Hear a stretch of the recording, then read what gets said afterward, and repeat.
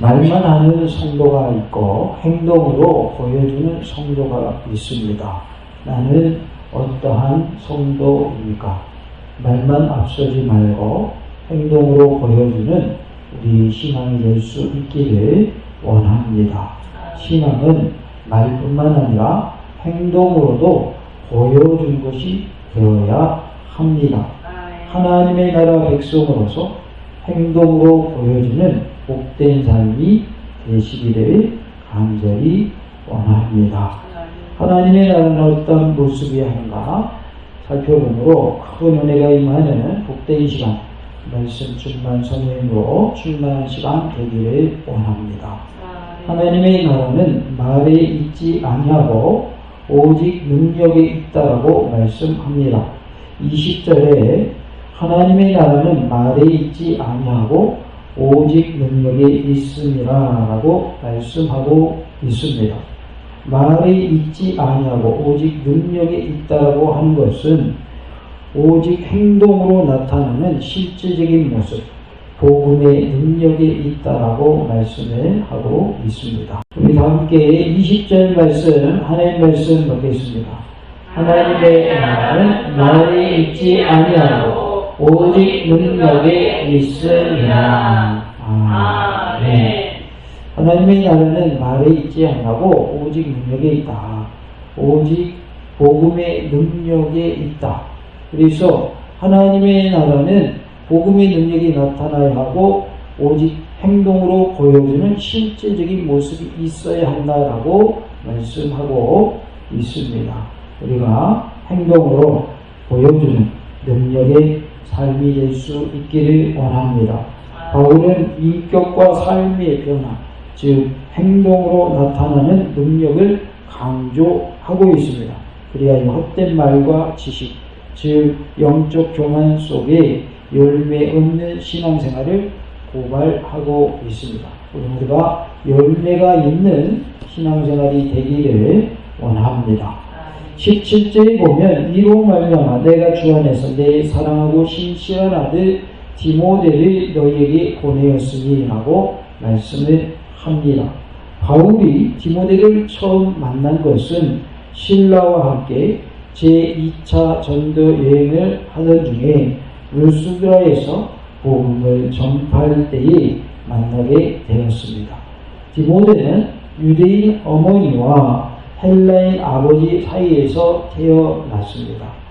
외조모와 어머니의 신앙을 이어받은 충실한 일꾼이었어요. 그래서 어머니의 신앙과 또 외할머니 신앙이 아주 훌륭했던 것을 알 수가 있습니다. 바울의 사역 후반기에는 마가 이상으로 바울의 사역에 참여했던 동역자입니다. 바울은 제3차 전도 여행 중에 에베소에서 고린도 교회의 분쟁 소식을 듣게 되고 디모데를 파송하게 됩니다. 바울이 지금 디모데와 동행하고 있지 않음에도 불구하고 디모데는 지금 신라와 함께 마게도냐에서 사역 중인데 그럼에도 불구하고 어려운 상황 속에서 디모데를 파송하는 것은 그만큼 디모데를 향한 바울의 신임이 큰 것을 알 수가 있습니다. 지금 디모데하고 신라하고 따로 마게도냐에서 사역하고 있는 중인데 지금 바울과 디모데는 같이 있지 않고 떨어져 있음에도 불구하고 그 상황 속에서 디모데를 파송한다 그 말이죠. 어려운 상황 속에 이제 디모데를 파송하는 것은 그만큼 디모데를 믿는다는 거예요? 못 믿는다는 거예요? 믿는다는 거죠.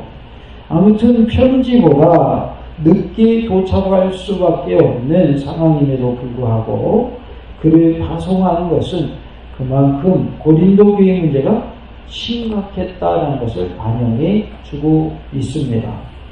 그리고 그의 표현대로 신실한 아들 디모데가 이 문제를 잘 해결해 줄 것을 확신했음을 반영해 주고 있습니다. 디모데를 보내면 고린도 교회 문제를 잘 해결해 줄 것이다 라는 확신이 있었던 것이죠. 따라서 디모데는 편지를 고린도에 보낼 즈음에 마게도냐 지방을 통해서 고린도로 향하고 있는 도중이었음을 알 수가 있습니다.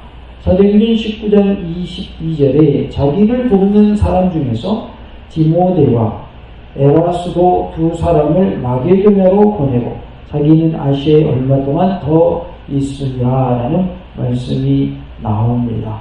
그러니까 이제 디모데가 마게도냐로 가 있었으니까 이제 어떻게 하는 거예요? 다시 어디로 가야 되니까? 고린도로 가야 되니까 고린도를 향하고 있었던 것으로 볼 수 있습니다. 17절에 보니까 그가 너희로 하여금 그리스도 예수 안에서 나의 행사 곧 내가 각 교회에서 가르치는 것을 생각나게 하리라 라고 말씀을 합니다. 여기서 말하는 교회는 문맥으로 볼 때에 각처에서 모이는 그리스도인들의 지역적인 모임을 의미하는 것으로 이해할 수 있겠습니다. 바울은 디모데를 특수한 임무로 파송함에도 불구하고 새롭고 특수한 처방법을 명령하지 않았습니다. 그는 단지 실로아와 디모데와 함께 고린도에서 사역했던 지난날의 가르침의 내용을 상기시키는 방법을 통하여 그들의 잊어버린 기억들이 다시 회복되기를 기대하고 있습니다. 신라를 실로아노 이렇게도 부릅니다. 그래서 신라가 실로아노이고요. 그리스도 예수님 안에서 그가 누렸던 복음의 능력들을 상기시키려고 하는 모습을 보게 됩니다. 왜냐하면 사람을 교훈하고 책망하며 바르게 하는 것 중에 하나님의 말씀의 능력보다 더 효과적인 것은 없기 때문입니다. 그래서 복음의 능력들을 다시 상기시켜서 그것을 통해서 다시금 새 힘을 얻고 회복되어서 하나님의 일을 감당하기를 원했던 것이죠. 디모데후서 3장 16절 17절을 보니 모든 성경은 하나님의 무엇으로 됐다고 했을까요? 감동으로 된 것으로 교훈과 책망과 바르게 함과 의로 교육하기 유익하니 이는 하나님의 사람으로 온전하게 하며 모든 선한 일을 행할 능력을 갖추게 하려 함이라 라고 말씀의 능력에 대해서 기록하고 있습니다. 그래서 하나님의 감동으로 쓰여진 성경 말씀이 모든 사람을 교훈하는 일과 책망하는 일과 바르게 하는 일과 의로 교육하기 유익하다라고 말씀을 하면서 하나님의 말씀인 성경은 하나님의 사람으로 온전하게 한다. 그리고 모든 선한 일을 행할 능력을 갖추게 한다라고 말씀하고 있어요. 그러기에 우리도 무엇으로 무장해야 할까요? 말씀으로 무장해야 할 줄로 믿습니다. 다 같이 하나님의 말씀으로 무장하여 하나님이 쓰시는 거룩한 도구가 됩시다. 우리 모두가 하나님의 말씀으로 무장되어서 하나님이 쓰시고자 하는 곳에 쓰임받는 은혜가 있기를 원합니다. 하나님의 말씀은 우리를 쓰시기에 합당한 모습으로 우리를 다듬어 가시고 빚어 가신다라는 것을 알 수 있습니다. 18절에 어떤 이들은 내가 너에게 나아가지 아니할 것 같이 스스로 교만해졌으나 라고 말씀을 하고 있습니다. 이것이 고린도 교회의 특징입니다. 바울이 제2차 전도 여행의 마지막 시기인 AD 51년경까지 고린도에 머물렀다고 추정해 볼 때에 제3차 전도 여행 중에 서신을 쓰고 있는 이 시점은 결코 오랜 기간이 아니라 할 수 있습니다. 결코 오랜 시간이 지난 때라고 말할 수 없다라는 것입니다. 그들은 불과 몇 년 사이에 이토록 교만한 자들로 변해버렸다. 그러니까 사람이 변하기는 쉬운 거예요. 오늘은 정말 믿음이 좋았는데 내일 바로 믿음이 안 좋은 것으로 바뀔 수 있는 그런 모습들을 우리가 생각해 볼 수 있는 그런 대목이라는 거예요. 그들 중에 일부는 교인들의 방종을 부추기면서 거짓된 진리를 가르치면서도 바울이 차지했던 영적 아버지의 자리를 빼앗으려고 했는지도 모릅니다. 그들은 바울이 다시 돌아오지 않았으면 하고 기대하면서 바울이 이어놓은 귀한 선교 활동의 열매를 훔쳐가고 있었던 것입니다. 아마도 이들은 바울의 사도권을 부정하려 하고 그의 몸은 약하고 그의 말은 시원치 않다라고 조소하기를 주저하지 않았다. 고린도 교회 내 거짓 교사들이었을 것입니다. 그래서 어떤 이들은 내가 너에게 나아가지 않을 것 같이 스스로 교만하여졌으니 하고 말씀하고 있는 거죠.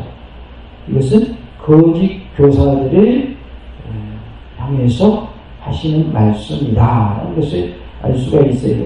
바울이 지금껏 이루어놓은 것을 그들이 거저 먹으려 하고 있고 잘못된 거짓 교리를 퍼뜨려서 고린도 교인들을 혼란하게 했던 그런 모습을 보게 됩니다. 그래서 바울에 대해서 바울의 사도권을 부정하려 했고 바울은 몸이 약해 바울의 말은 시원치 않아 이렇게 조소 섞인 말을 했던 것이죠. 우리가 여러 가지 상황 속에서 보면 자기가 살려고 남을 어떻게 하는 경우가 있어요? 다른 사람을 짓밟는 경우가 있어요. 괜히 트집 잡을 일도 아닌데 그거 가지고 그 사람을 깎아내려고 하는 경우가 있어요. 그럼으로써 반대의 극부로 자기가 더 뛰어난 것처럼 더 우수한 것처럼 더 잘난 것처럼 드러내고자 하는 의도로 그런 일을 행하는 사람들이 있습니다. 나보다 더 뛰어난 것 같다 그러면 어떻게든지 꼬투리를 잡아가지고 그 사람이 잘못됐다라고 하면서 그 사람을 낮추려고 하는 짓밟으려고 하는 그런 경우를 보게 된다는 것이죠.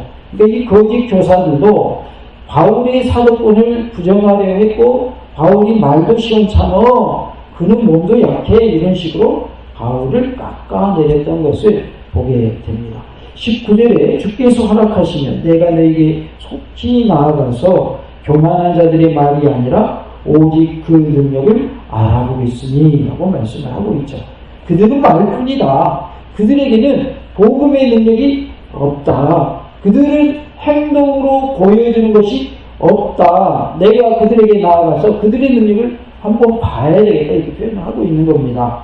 주님께서 허락하시면 이란 말은 조건을 전제로 한 말로서 인간적인 인정과 감정을 드러내지 아니하고 오직 주님의 뜻에 자신의 전도 계획을 맡기는 참된 주님의 종의 태도를 보여주고 있습니다.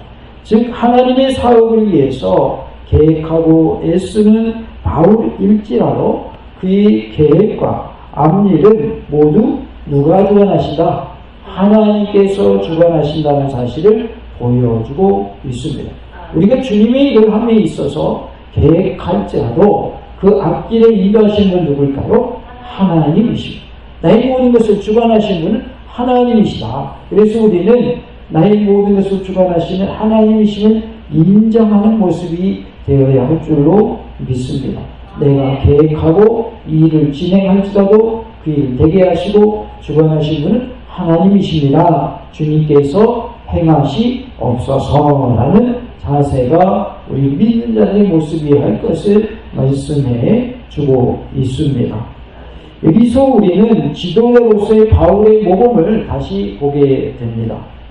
그런데 고린도서 16장 8절에서 바울은 오순절까지 에베소에 머물러 있겠다고 말하지만 19절에서는 속히 가기를 원한다고 하여서 약간의 모순이 발생한 듯 보입니다. 그러나 우리는 바울 당시 여행 문화가 오늘날과 같은 것이 아니라는 것을 기억해야 합니다. 그들은 역이나 터미널에 나가면 당장 운송 수단을 만날 수 있는 오늘날과 같은 경우와는 달리 여행을 위하여 오랜 기간 준비해야 하며 때로는 항로를 이용하기 위해서 몇 달, 며칠씩 항구에 대기하는 일까지도 있었습니다. 또한 오늘날과 같은 필기 도구나 타자기가 없는 환경 속에서 많은 분량의 편지를 기록하는 것은 시간이 걸렸을까요? 아주 그냥 짧은 시간에 다 할 수 있었을까요? 시간이 많이 걸렸다 그 말이에요. 요즘에는 막 타자 치면 되죠. 컴퓨터 타자 치면 되죠. 옛날에는 타자기가 있었죠. 그것도 아주 대단한 것이었는데 요즘 이제 컴퓨터로 작업을 하면 되죠. 예전에는 타자기가 있기 전에 다 어떻게 했어요? 수리했죠. 손으로 썼죠. 그러니 손으로 쓴다고 생각할 때 시간이 걸리겠어요? 안 걸리겠어요? 많이 걸린다 그 말이죠. 그래서 이러한 여러 가지 환경이 있었다라는 것을 알 수 있습니다. 다시 말해서 4장과 16장을 집필하는 사이에 대두될 수 있는 시간의 경과와 환경의 변화를 염두에 두어야 한다라는 거예요. 그래서 환경적인 부분, 시간적인 부분도 우리가 염두에 두어야 할 것을 말씀하고 있습니다. 바울은 19절에서 될 수 있는 대로 빨리 가기를 소원하는 의지를 표명하면서 그들이 더 이상 실수하지 않기를 경고하고 있습니다. 내가 너희들을 빨리 가기를 원한다. 그러면서 경고하는 모습을 보게 돼요. 16장에서는 구체적인 시간, 곧 오순절 이후라는 계획을 말하고 있는 것을 알 수 있습니다. 따라서 이 구절에 나타났듯이 바울의 여행 계획에 모순이 있다고 말할 수는 없다는 것입니다. 그렇다면 고린도전서 16장 8절에서 바울이 오순절까지 에베소에 머물겠다고 한 이유는 무엇일까요? 그것은 아직도 에베소에서 전도활동을 할 기회가 많았기 때문입니다. 그래서 에베소에서 전도활동을 많이 하고자 하는 그러한 의도가 있었던 것이죠. 그러므로 바울의 이 같은 표현은 자신의 에베소에서의 복음 전파 사역이 아직 끝나지 않았음을 보여주며 특별히 효과적인 복음 전파의 기회가 자기에게 많이 주어졌기 때문에 에베소를 쉽게 떠날 수 없었다라는 사실을 설명하고 있는 것입니다. 그래서 에베소에서 많이 머물렀어요. 금방 떠나버렸어요. 많이 머물렀다. 그러나 바울은 이 모든 상황에도 불구하고 주께서 허락하시면 속히 너희에게 가겠다는 간절한 심정을 가지고 있는 것이죠. 지금 여기가 복음을 전할 기회고 여기는 복음을 전할 여러 가지 환경이 있어서 환경이 그런 환경이라서 내가 여기서 복음을 더 전해야 되겠는데 하나님이 허락하신다면 주께서 허락하신다면 내가 빨리 가기를 원한다 이렇게 표현하고 있는 것입니다. 20절에 하나님의 날은 말에 있지 않고 오직 능력에 있음이라 라고 말씀을 합니다. 21절에 너희가 무엇을 원하느냐 내가 매를 가지고 너희에게 나아가랴 사랑과 온유한 마음으로 나아가랴 이렇게 표현을 하고 있습니다. 매가 좋으세요? 사랑이 좋으세요? 매가 좋으신 분 손 들어봐요. 나 매 맞는 거 좋아해요. 맞으면 아프고요. 너무 좋아요. 그런 분 있어요? 그런 분 없죠. 그런데 왜 그럼 이렇게 표현하고 있을까요? 내가 매를 가지고 너희에게 나아가기를 원하느냐 사랑과 온유한 마음으로 나아가기를 원하느냐 이렇게 왜 표현을 했을까요? 매, 사랑, 온유한 마음 이것들은 모두 하나의 생각에서 출발한 것들입니다. 바울은 14절에서 그들을 부끄럽게 하는 것과 훈계하는 것이 서로 대치되는 것이 아님을 말한 바가 있습니다. 고린도서 4장 14절 내가 너희를 부끄럽게 하려고 이것을 쓰는 것이 아니라 오직 너희를 내 사랑하는 자녀같이 권하려 하는 것이라 라고 말씀을 하고 있어요. 그러니까 이 편지를 쓰는 것이 너희들을 막 부끄럽게 해가지고 어찌할까 모르게 하려고 쓰는 것이 아니라 너희들로 하여금 바로 설 수 있도록 너희들을 내 사랑하는 자녀같이 권하려고 이 글을 쓴다라고 그의 진심을 말하고 있는 거예요. 우리가 부모가 자녀에게 말할 때에도 정말 자녀가 잘 되기를 원해서 말할까요? 아니면 그냥 아무 생각 없이 자녀에게 하는 말일까요? 부모님이 자녀에게 공면할 때는 자녀가 잘 되기를 원해서 하는 거예요. 그러면 목사님이 성도들 보고 이렇게 하는 것이 좋습니다, 이렇게 합시다 하는 것이 그냥 성도들 괴롭히려고 그냥 작정하고 하는 걸까요? 아니면 정말 성도들이 잘 되길 원해서 그럴까요? 잘 되길 원해서 그러는 거예요. 성도들이 자기 하고 싶은 대로 내버려두고 그냥 알아서 하십시오, 그렇게 하는 게 좋은 것 같지만 사실은 좋은 게 아닙니다. 사실은 좋은 게 아니에요. 자유를 주니까 좋은 것 같죠? 아니, 그게 좋은 게 아니에요. 한 교회는요, 새로 목사님을 모시는데 그랬대요. 우리한테 기도하라고 강요하지 마십시오! 그럴 것 같으면 오지 마세요! 그랬대요.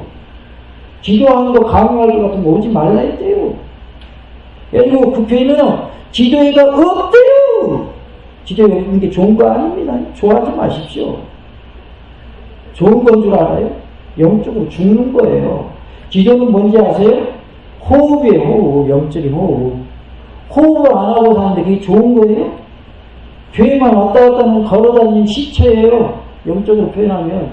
숨을 안 쉬는데 무슨 살아있어요. 죽어있는 시체지. 시체로 왔다 갔다 하는 거예요. 좀비처럼. 영적으로 죽어있는 거예요. 우리한테 기도하라고 말하지 마십시오! 그러면 우리에게 오지 마십시오!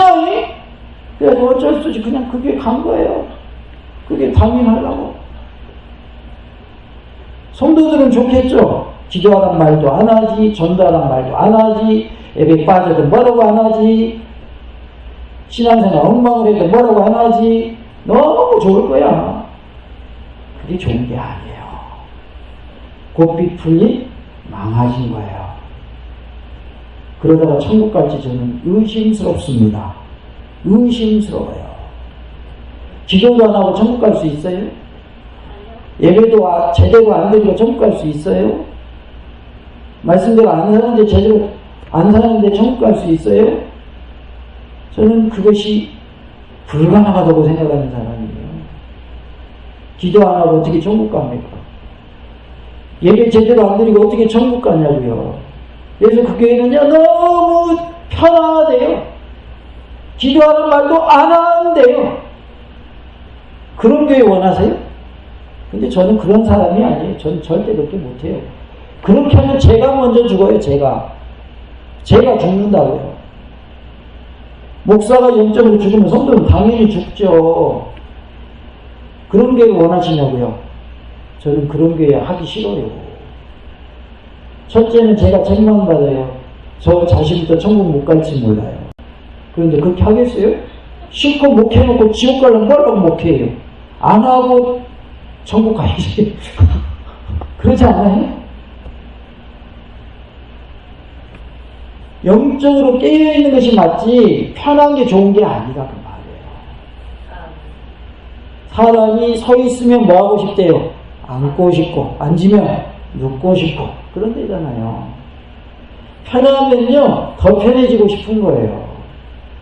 기도 안 하니까 편하고 좋죠. 영적으로 죽어있는 거예요. 좋은 게 아니에요.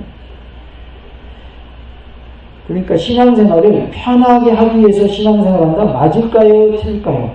그 말은 틀린 거예요. 신앙생활 제대로 하려면요 쉽지 않아요. 왜요? 영적인 전투거든요.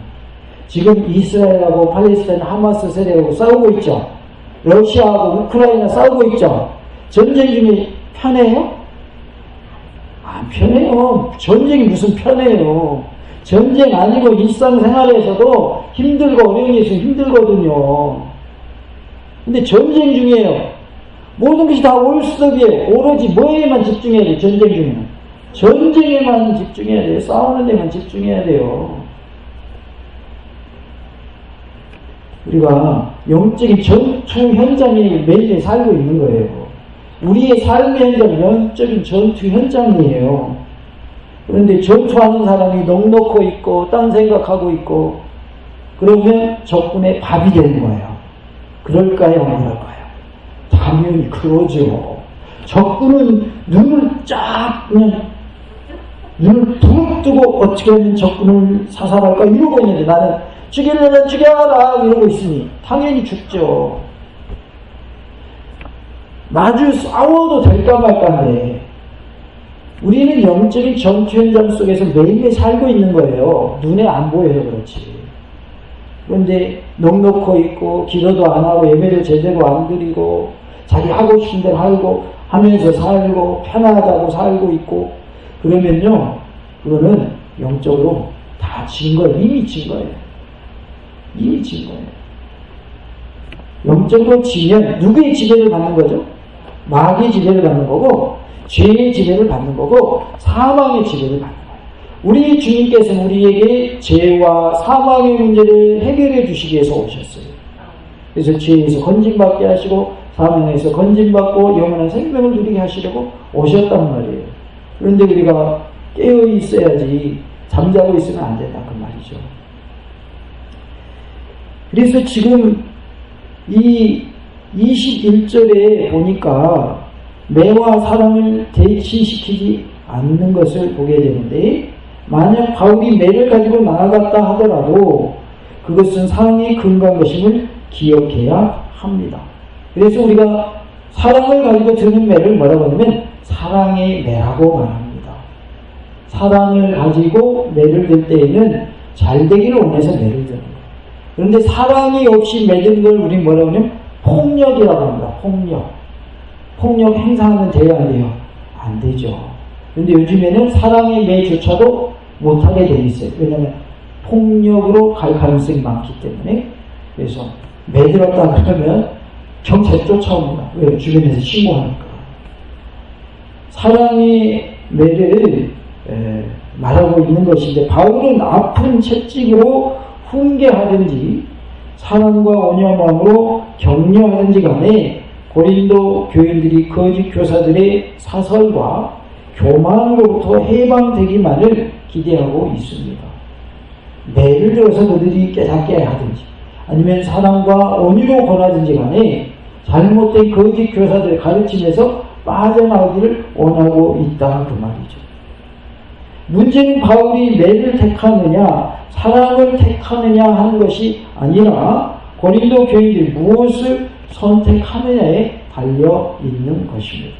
한편 매를 가리키는 라구도스라는 말은 공강복음에서 전도자들이 지니는 지팡이를 의미하기도 했고요. 때로는 지배자의 상징으로서 호를 의미하기도 했습니다. 지도자, 왕들이 이렇게 쥐고 있는 작은 지팡이, 이걸 홀이라고 하는데 그러한 홀을 의미하기도 했다는 것이죠. 그 외에 목자의 지팡이 또는 스승의 매 등을 의미하는 단어로 사용하기도 했으나 이 21절에서는 아버지가 자녀를 훈계하는 것을 상징하는 의미로 사용되었습니다. 아버지가 자녀를 훈계할 때 사랑의 매를 든 것처럼 그런 의미로 사용했다는 것이죠. 하나님의 나라는 오직 행동으로 나타나는 실제적인 모습, 곧 복음의 능력에 있음을 말씀하고 있어요. 그래서 우리는 우리의 인격의 변화가 일어나고 우리의 삶의 변화가 일어나고 하나님의 원하신 모습으로 살아가는 능력의 삶이 되기를 원합니다. 그리하여 행동으로 보여주는 믿음이 다 되시기 바랍니다. 말로는 뭐든지 다 할 수 있습니다. 말로는 저 하늘에 있는 별도 딸 수 있습니다. 말로는 다 할 수 있는 거예요. 그러나 행동으로 별 따기 쉬워요. 불가능합니다. 어려운 게 아니라 어떻게 별을 땁니까? 행동을 하니 쉽지 않은 거예요. 그래서 믿음이라고 하는 것은 말뿐만 아니라 행동으로도 보여줘야 된다. 2023년이 이제 마무리됩니다. 오늘로. 이제 2024년에는 내 믿음을 행동으로 드러내는 그러한 한 해가 될 수 있기를 간절히 원합니다. 같이 합시다. 하나님의 나라는 오직 행동으로 나타나는 실제적인 모습, 복음의 능력에 있습니다.